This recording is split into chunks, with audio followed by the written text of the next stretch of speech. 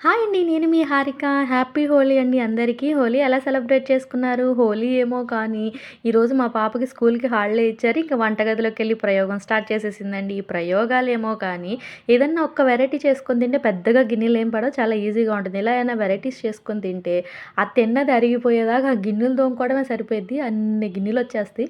ఇప్పుడే వీళ్ళతో ఇలా ఉంటే, రేపు సమ్మర్ హాలిడేస్ వస్తే అసలు మన పరిస్థితి ఏంటంటారు? ఈ సమ్మర్ హాలిడేస్ అన్నాళ్ళు ఈ పిల్లలతో తల్లుల పరిస్థితి ఉంటదండి. మామూలుగా ఉండదు. ఇంట్లో మోగినట్టే ఉంటాయి. మోగినట్లే ఉంటాయి టీవీలు. ఇంకా ఇలాంటి ప్రయోగాలు చేసేవాళ్ళ పనైతే ఇంక చెప్పనవసరం లేదు. మొత్తానికి ఎగ్ అండ్ వెజ్ షవర్మా అంట ఇది. బానే చేస్తుంది ప్రొసీజరు. దాంట్లో మధ్యలో ఆమె వల్ల కాపోతే మళ్ళీ నేను హెల్ప్ చేయాలి దాంట్లోకి.